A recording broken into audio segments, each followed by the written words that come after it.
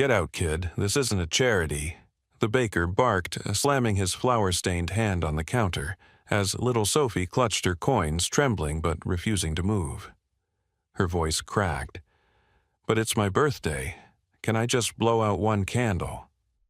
The room went silent until a man in a tailored suit rose from the corner, his eyes burning with something no one expected.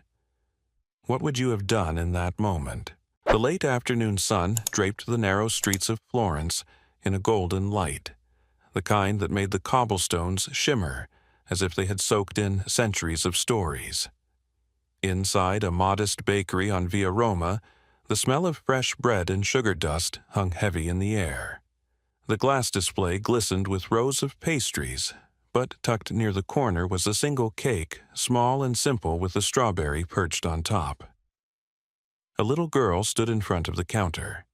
Her sweater was worn thin, her shoes scuffed. She couldn't have been more than 7. She clutched a crumpled piece of paper in her hand and pressed her lips together before speaking. "Excuse me," she said softly, almost like a secret.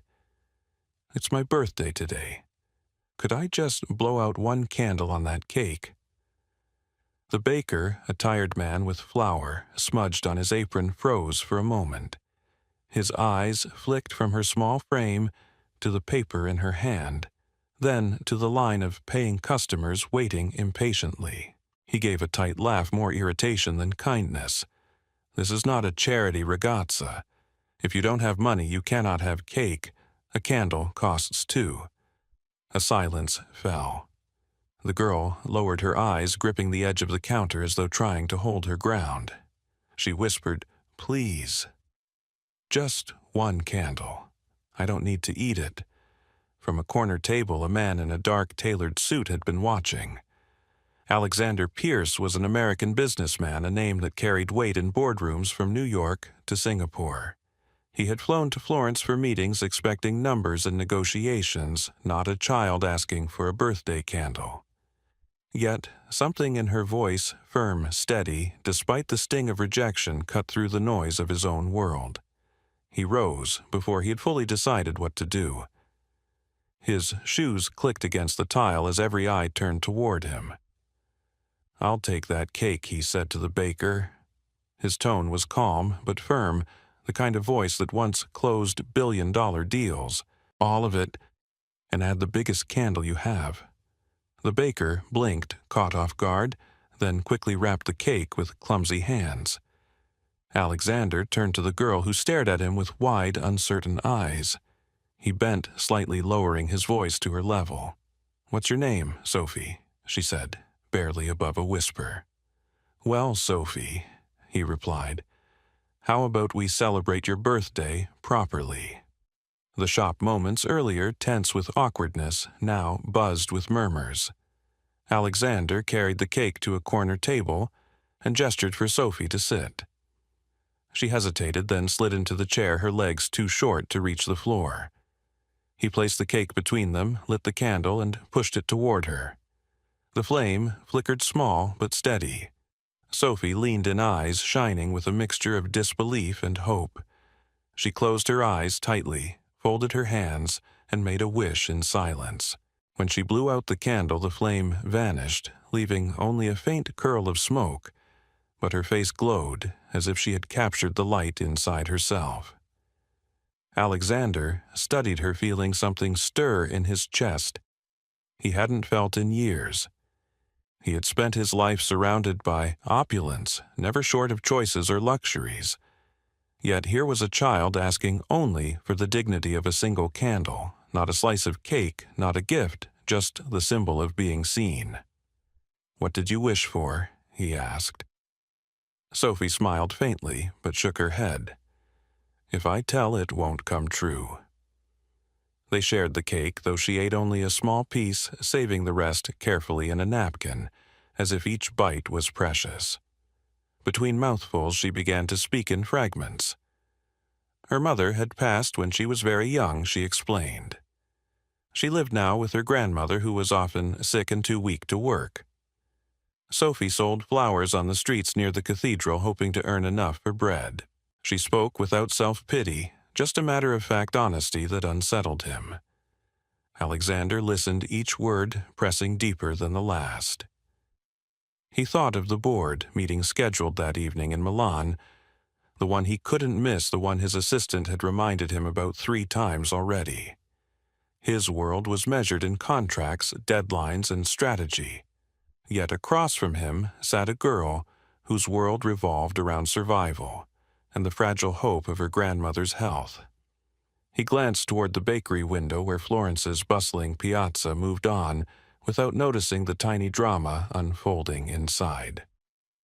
It struck him how invisible she must be to most, and for the first time in years, Alexander Pierce, who prided himself on control and detachment, felt profoundly unsettled. As Sophie wiped the crumbs from her plate, she looked at him with a seriousness too old for her age. "Thank you," she said.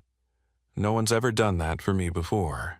Alexander held her gaze and found himself unable to respond with the usual polite phrases. Instead, he said quietly, "You deserve more than this. Much more." The words surprised him as much as they surprised her. They carried no agenda, no calculation, just truth. And as he walked her out of the bakery into the dusky Florence evening, he realized that in the space of a single candle, something inside him had shifted. He had entered the bakery, a man chasing another deal. He left it, carrying something far heavier and infinitely more important, a responsibility he had not expected, but could no longer ignore. The night air of Florence wrapped itself around the city with a kind of hushed reverence. The narrow streets glowed under lanterns, and the sound of shoes against cobblestone echoed softly between the ancient walls. Alexander Pierce and Sophie walked side by side, the remnants of the cake carefully tucked into a small bakery box Sophie cradled as though it were treasure. She didn't chatter the way children often did. Instead, she seemed to carry silence the way others carried luggage heavier than it should have been, but too familiar to notice. Alexander guided her to a quiet bench near the Arno River. The lights shimmered on the water's surface, and the soft hum of conversation from distant cafes floated in the night air. He sat down, waiting. Sophie eventually followed, clutching the box tighter. She looked older in that moment, like someone holding on to more than she should. "You didn't really eat much," he said gently. She shrugged. "I'm saving it for tomorrow. My grandmother likes strawberries. She hasn't had anything sweet in a long time." Her words were simple, but they hit Alexander like a stone. He had been prepared for a sad story. Poverty always carried one, but the way she said it with calm certainty revealed a strength that unsettled him. He leaned forward, resting his elbows on his knees. "Tell me about her." Sophie's eyes softened. "Her name's Clara. She used to sing when she cooked. Now she coughs too much and sometimes she can't get out of bed. I try to help, but she tells me I should play instead. Only I can't, because if I don't sell flowers, we don't have enough." Alexander listened in silence, letting her words fill the space between them. She wasn't asking for pity. She was telling him the facts of her life, as if reciting the weather-cold nights, empty plates, fading hope. He wondered when she had learned to speak with such restraint, when childhood had been replaced by duty. She placed the box on her lap and folded her hands. "I made a wish when I blew out the candle." He turned toward her. "And what was it?" This time, she didn't hold it back. "That Grandma gets well, and that I never have to be hungry again." The honesty in her voice left no room for comfort. Alexander's throat tightened. For decades, his life had been built on transactions, on measurable outcomes. But what could he give her? Money could buy medicine, food, shelter, but it couldn't erase the years she had already endured, the quiet loneliness of nights spent worrying about someone she loved. He reached into his pocket and pulled out his phone. The screen blinked with messages, reminders of a meeting in Milan that evening with investors who would not take kindly to delays.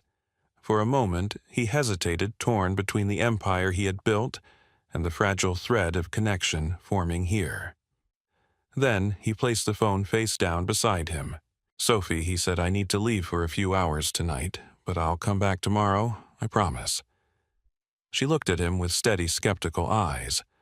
Everyone always says they'll come back. They don't. Her words struck deeper than he expected. He wanted to argue, to assure her he was different. But the look on her face, too old, too accustomed to disappointment, stopped him. Instead, he nodded. "Then let me prove it."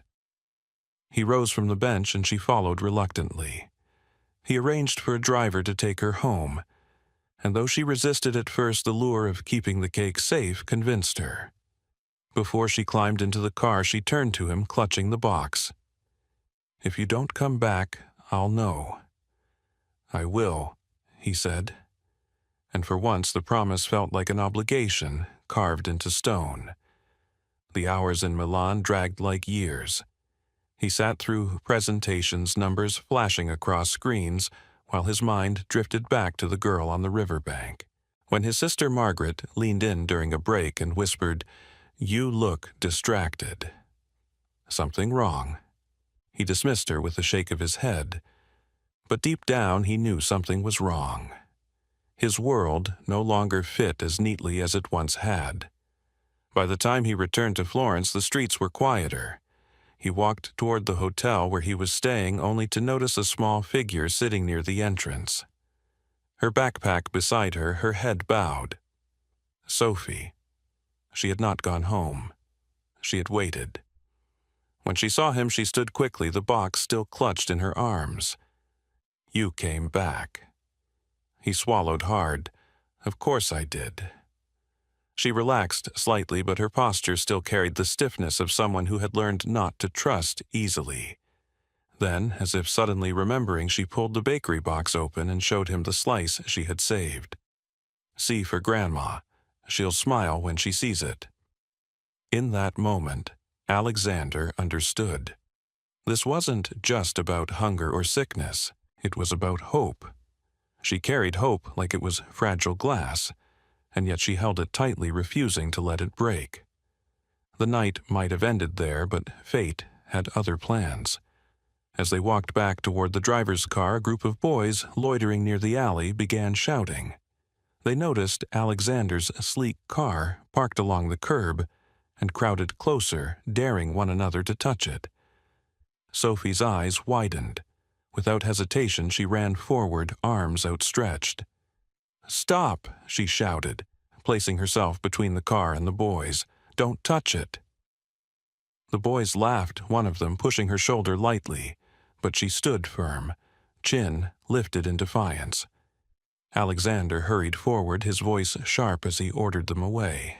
They scattered reluctantly, muttering curses under their breath. He turned to Sophie, his heart pounding. "Why would you do that? You could have been hurt." She hugged the box closer. "It's your car. You were kind to me. I couldn't let them ruin something of yours." Her words sank deep. She had risked herself not for cake, not for pity, but for loyalty. The kind of loyalty that expected nothing in return. Alexander placed a hand gently on her shoulder. "You don't need to protect me. That's my job now." Sophie tilted her head, studying him as though weighing the truth of his statement. Then quietly she said, "If that's true, then maybe my wish will come true after all." The city around them seemed to hush.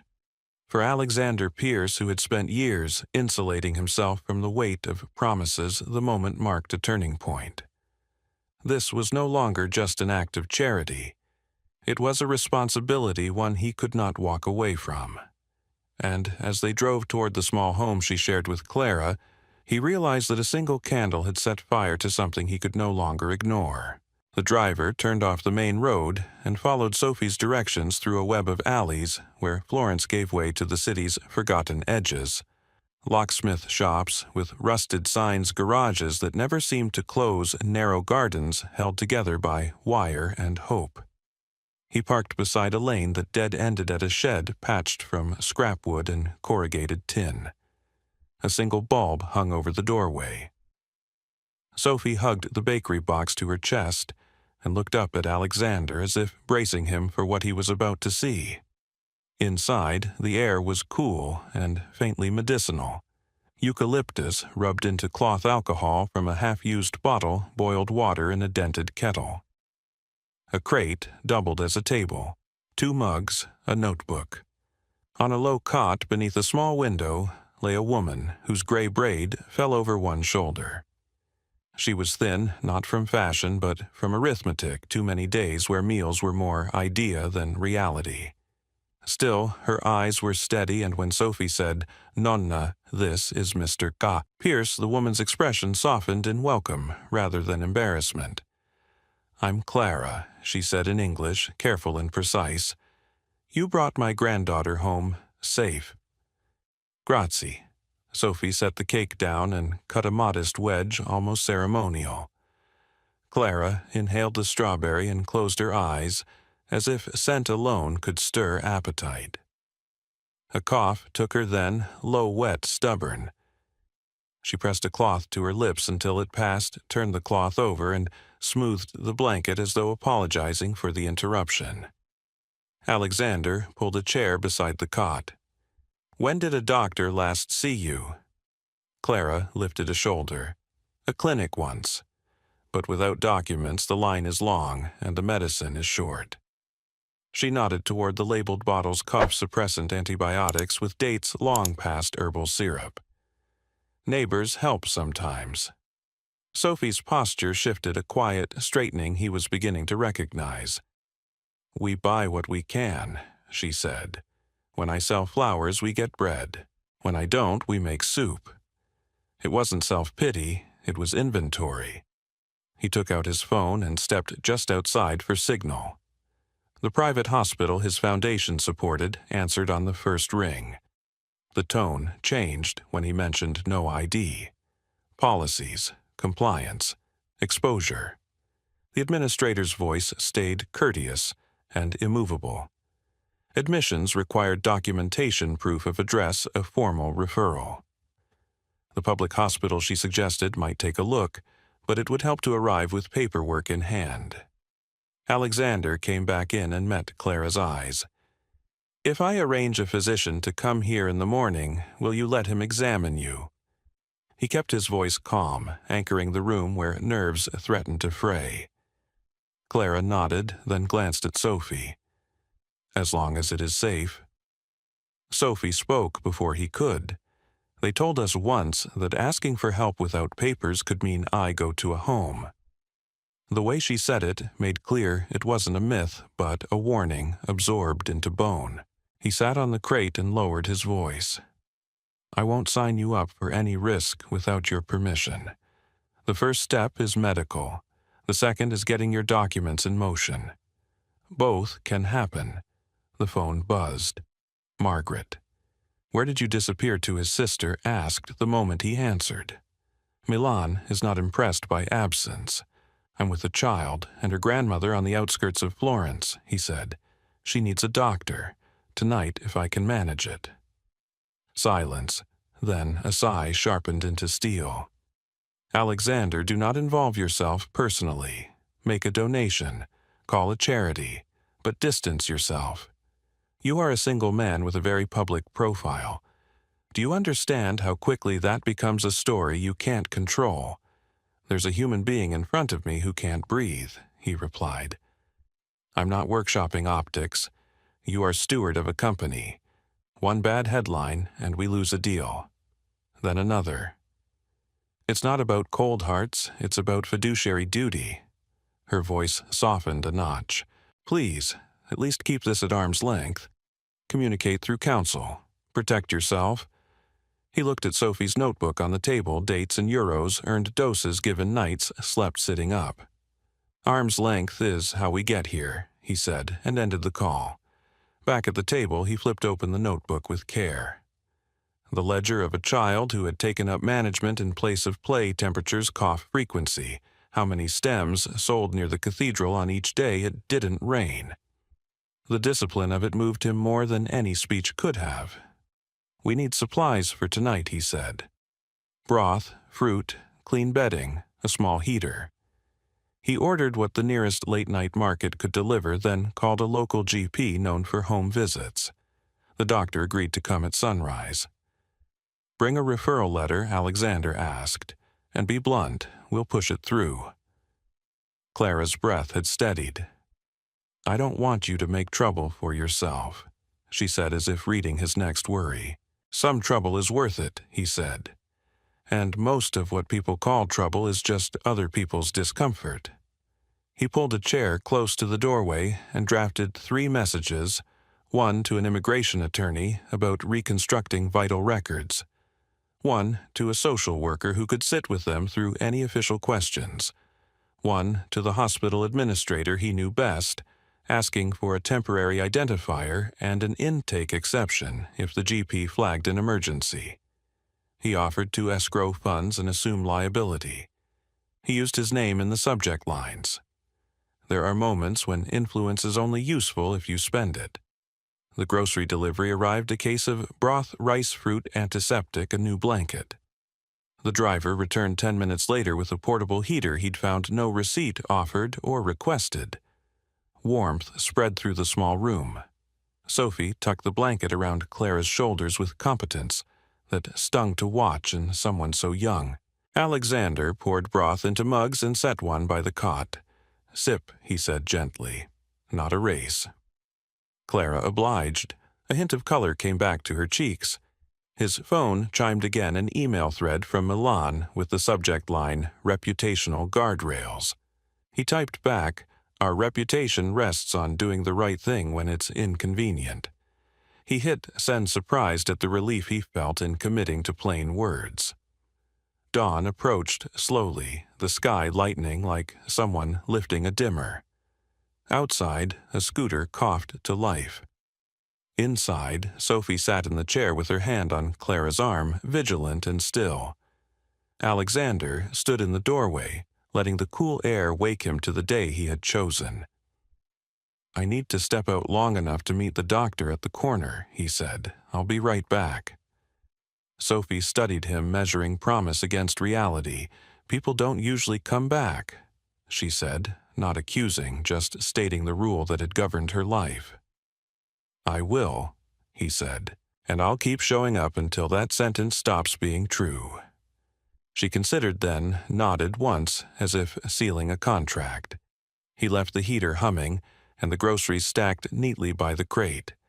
As he walked toward the street, he sketched the next moves in his mind with the same clarity he brought to any acquisition: stabilize health, secure documentation, create a paper trail that kept Sophie safe, put a nurse on evenings, and make the hospital say yes by removing every reason to say no. In boardrooms, Alexander had learned to build systems to prevent loss. On this gray morning at the edge of a city known for its art and light, he understood the task before him. In simpler terms, build a system that refuses to lose a child and the woman who raised her to paperwork. He lifted his hand to flag the arriving car, felt the weight of what he'd set in motion, and decided it was the right weight to carry. Alexander Pierce had never been the type to bend under pressure. In boardrooms, he had stared down entire panels of lawyers and regulators without breaking stride. Yet, as he stood in the sterile corridor of a Florence government building, waiting to meet with an immigration officer, he felt a heaviness that had nothing to do with contracts or stock prices. It was Clara's breath that haunted him ragged, even after the doctor's visit, and Sophie's wide eyes that carried the weight of every risk they'd taken. The meeting began like most bureaucratic rituals: forms, shuffled questions delivered in clipped tones, and a measured reminder that without proper documentation, nothing could be guaranteed. The officer tapped a finger on Sophie's name. "She has no birth certificate in our records," he said flatly. "Without proof, she is invisible to the system. Invisible children are wards of the state." Alexander leaned forward, his voice steady but charged. "She is not invisible. She is here, and she is cared for. By her grandmother, by me." The officer didn't look up. Intentions do not change process. It would have been easy to erupt to use his wealth as a weapon, but Alexander had learned something in the shack. Something in the way Sophie tucked the blanket around Clara's shoulders with a steadiness beyond her years. This wasn't about winning an argument. It was about building an unshakable case that love was stronger than red tape. He hired an attorney with a reputation for cutting through impossible barriers. Mara, a woman with sharp eyes and a softer heart than she liked to admit, listened to the story in silence before she spoke. "They'll test you," she warned. "They will assume this is a publicity stunt or a play for sympathy. If you're serious, you must be prepared for scrutiny that digs into every corner of your life." Alexander didn't hesitate. Then let them dig. The days that followed were filled with strategy sessions. Mara worked tirelessly to reconstruct Sophie's identity, tracking old neighbors, finding records from a long-shuttered clinic where Clara had once brought her as a toddler, piecing together fragments of proof that she existed in the world. But evidence wasn't enough. There were whispers that social services might intervene, that Sophie could be removed for her own good. When Clara heard she tried to stand, her frail body trembling with anger. "They cannot take her," she said through clenched teeth. "She is my blood." Sophie clung to her hand, silent but watchful. Alexander placed a hand on Clara's shoulder. "They won't. Not while I'm here." The turning point came in a courtroom no larger than a school library. Sophie sat between Alexander and Mara, her feet not reaching the floor, her small hands gripping the edge of her chair. The opposing counsel argued cold facts: a child with no legal identity, a grandmother too ill to provide care, a man with no familial tie. Logic, they said, demanded placement in state custody. Mara stood with calm fire. "Logic demands we ask a different question," she said.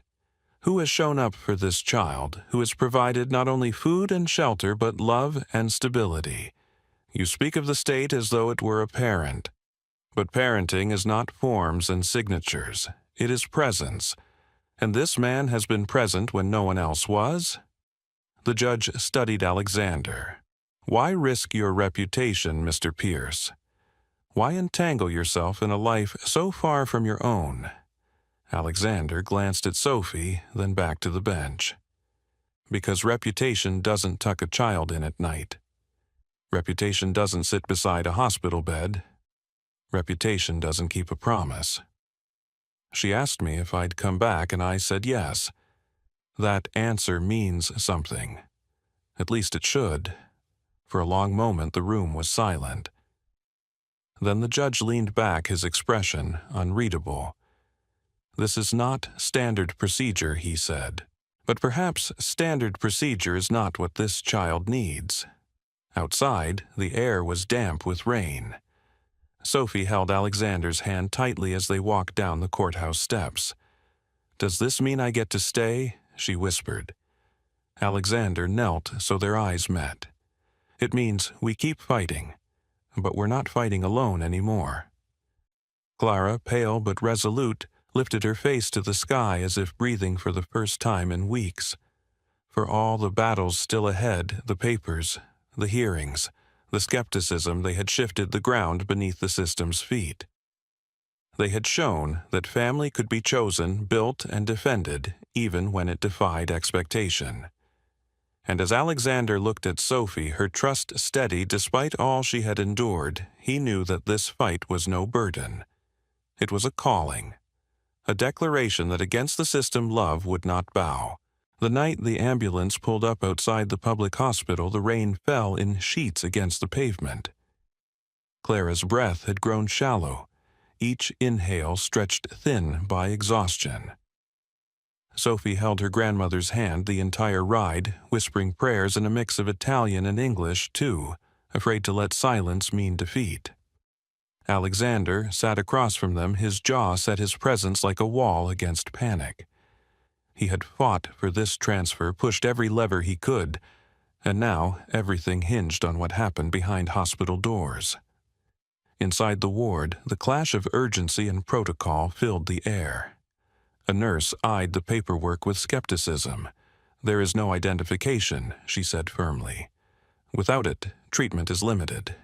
Alexander stepped forward, his voice even but unyielding. "You have my guarantee of payment. You have a doctor's referral. And you have a patient whose life depends on you doing what is right." The nurse hesitated, then passed the forms to the attending physician who studied Clara for less than a minute before snapping on gloves. "Prepare a room," he ordered. In that instant, the rules bent not to power, but to necessity. Clara was wheeled away, and Sophie turned to Alexander with eyes filled not only with fear, but with the faintest flicker of trust. For hours they waited. Sophie sat curled in a chair, the bakery box from days ago still clutched in her lap like an anchor. Alexander paced the corridor, phone buzzing with unanswered calls from Margaret and his board. When the doctor finally emerged, fatigue in his eyes, he spoke carefully. "She is stable for now. Infection-controlled fluids administered. But the road will be long. She will need sustained care and support at home." Sophie leapt to her feet, tears spilling as relief and worry collided. Alexander bent to meet her, his voice low and certain. "She is not alone. Neither are you." The days that followed were a blur of hospital visits, hearings, and paperwork. Social workers came skeptical, but bound by what they saw: businessmen showing up daily, signing forms, sitting beside a child who never left her grandmother's side. Margaret appeared, once her disapproval quiet but piercing. "You are tying yourself to something messy, Alex," she said. "This will follow you forever." He looked at her, then at Sophie drawing pictures on the edge of a hospital clipboard. "Maybe that's the point," he replied. "Maybe forever is exactly what she deserves." When the final hearing came, it was Sophie herself who silenced the room. Asked where she wanted to be, she stood on unsteady legs, clutching the hem of her borrowed dress. "With my nonna," she said clearly, "and with Mr. Pierce." Because he kept his promise. It was not a legal argument, but it was the kind of truth that even hardened officials could not brush aside. The judge leaned forward, his expression softened. "Guardianship will be granted on a provisional basis," he declared, "provided continued care and supervision. Mr. Pierce, you are authorized to act in loco parentis." The words were dry official, but to Sophie they meant home. She turned and threw her arms around Alexander, her small voice muffled against his chest. "I told you you'd come back." 6 months later, Florence glowed with spring.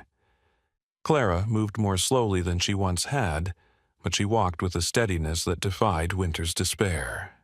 Sophie now wore a school uniform, her satchel bouncing against her side as she ran ahead, eager to show Alexander the ribbon she had earned in reading. He followed with Clara at his arm, listening to the girl's voice spill joy into streets that once held only her footsteps selling flowers. They stopped outside the bakery where it all began. The same glass case gleamed with pastries, but this time Sophie marched inside with confidence. She pointed to a strawberry cake larger than the one from her birthday, and placed coins on the counter, her own allowance saved carefully. The baker, older now, recognized her and flushed with shame. "On the house," he murmured, sliding the cake forward. Sophie shook her head. "No, today we pay." Alexander watched her pride swelling not from the purchase but from the dignity with which she made it. They carried the cake to a small table by the window. Clara lit a single candle and Sophie leaned forward to make her wish. This time she looked up and smiled. "I don't need to tell it," she said. "It already came true." As the flame flickered out, Alexander felt the weight of his choices settle into something lighter, something permanent. He had given up meetings, risked reputation, and defied warnings. Yet what he had gained eclipsed every ledger line and quarterly report. Family, he realized, was not always inherited. Sometimes it was discovered in the unlikeliest of places, born in the kindness of a single act that grew, until it changed everything. The foundation he later established would be known around the world for helping children without documents for making the invisible visible. But in that moment, sitting with Sophie and Clara over a cake in the bakery where it all began, Alexander Pierce understood that his greatest work wasn't the foundation or the empire he had built. It was this table, this child, this grandmother, and the promise he had chosen to keep. And when Sophie leaned against him, her laughter mingling with the hum of the city, he knew without doubt that he had finally found the one thing money could never buy, the peace that comes when love makes a home. Sophie's story began with trembling hands and a whispered request in a small bakery, a child too young to carry so much hardship, but old enough to know hunger and loss. That day, when Alexander Pierce stepped forward to buy her a cake, he could never have imagined how deeply their lives would intertwine. What started as an act of compassion unfolded into a battle against prejudiced bureaucracy and even his own family's disbelief. Yet, through every obstacle, Alexander Sophie and her grandmother Clara proved that love has the power to defy systems built on indifference. Their journey was filled with moments of despair and moments of extraordinary courage. Alexander risked his reputation, his wealth, and even his freedom to stand by a child who had been invisible to everyone else. Clara, despite her frailty, held on, fiercely determined that her granddaughter's spirit not be broken. And Sophie, the little girl who only wanted to blow out a candle, revealed a strength that inspired everyone around her. She reminded the world that even in the darkest conditions, dignity, gratitude, and courage can shine through. When the courts finally recognized what had already been written in their hearts, Sophie found not only a father, but also a future. No longer a child begging to be seen, she became Sophie Pierce, a daughter, a student, a child with dreams. Clara gained the peace of knowing her granddaughter would never again face the world alone. And Alexander discovered that the greatest success in life is not measured by balance sheets or business deals, but by the lives we choose to stand beside the promises we keep and the love we give without expecting anything in return. This story is more than a tale of one girl and one man, it's a reminder for all of us. We live in a world that often measures worth in money status or efficiency, yet Sophie's wish was simple food health for her grandmother and love. It challenges us to slow down, to look around, and to notice the quiet wishes of those who might be overlooked. Maybe we cannot all fight legal battles or adopt a child, but we can extend kindness, keep our promises, and show compassion where it's needed most. Sometimes, even the smallest act, like offering a candle, can light the way to a new life. If Sophie's story touched your heart, I'd love to hear your thoughts in the comments. What moment stayed with you the most? And if you want to see more stories like this, real tales of hope, courage, and kindness, please subscribe to the channel. Your support is what gives us the strength to keep creating and sharing stories that remind us all of what truly matters.